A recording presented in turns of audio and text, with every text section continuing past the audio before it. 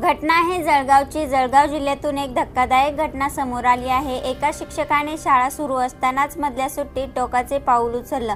मधल्या सुट्टीत सर्व विद्यार्थी जेवणासाठी गेले असताना शिक्षकाने दोरीने वर्गात गळफास घेतला। मधली सुट्टी संपल्यानंतर मुलं जेव्हा वर्गात आली तेव्हा ते समोर दिसणारं चित्र पाहून हादरून गेले। या घटनेची पाचोरा शहरातील नागरिकांमध्ये एकच चर्चा सुरू आहे। शाळेतली मधली सुट्टी झाली होती, त्यामुळे सर्व विद्यार्थी आपल्या वर्गातून बाहेर खाली शाळेच्या तळमजल्यावर जेवणासाठी आले होते। जेवणाची सुट्टी संपल्यानंतर सर्व विद्यार्थी वर्गात जाण्यासाठी निघाले। वर्गात येताच महाले सर त्यांना लटकलेले दिसले। यामुळे मुलं भयभीत होऊन आरडाओरडा करायला लागले। आरडाओरड्याच्या आवाजाने ऐकून विद्यार्थ्यांची आणखीन गर्दी वर्गात आली, तसेच इतर शिक्षक देखील तेथे दाखल झाले। या घटनेमुळे एकच खळबळ उडाली। जळगाव जिल्ह्यातील पाचोरा शहरात एका शाळेत ही घटना घडली। पाचोरा शहरात असलेल्या एका शाळेत शिक्षकाने टोकाचे पाऊल उचलत गळफास घेत आत्महत्या केली। शाळेतील 4थ्या मजल्यावरील एका खोलीत आत्महत्या केल्याचे 25 जून रोजी सकाळी 10 वाजेच्या सुमारास उघडकीस आले। या दरम्यान या घटनेने संपूर्ण परिसरात खळबळ उडाली आहे। या प्रकरणी पुढील तपास पाचोरा पोलीस करत आहेत। पाचोरा तालुक्यातील दहिगाव संत येथील रवींद्र महाले हे सध्या पाचोरा शहरात वास्तव्यात होते।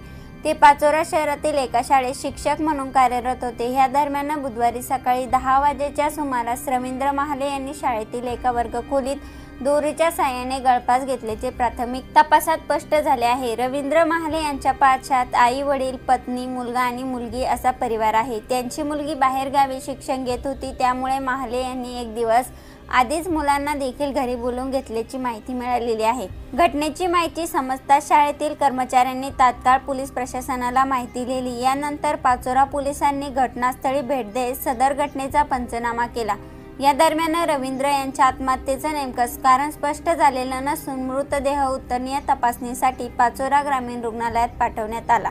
या प्रकरणी पाचोरा पोलिसात अकस्मात मृत्यूची नोंद करण्यात आली आहे। पोलीस पुढील तपास करत आहेत। या दरम्यान शिक्षकाने शाळेत आत्महत्या केल्याचे आत्महत्येचे कारण अद्याप अस्पष्ट आहे। मात्र या दुर्दैवी घटनेमुळे परिसरात हळहळ व्यक्त केली जात आहे। विद्यार्थी तसेच सहकारी शिक्षकांमध्ये शोककळा पसरली आहे। ही घटना ऐकून याविषयी आपल्याला काय वाटतं? आपली प्रतिक्रिया नक्की कळवा।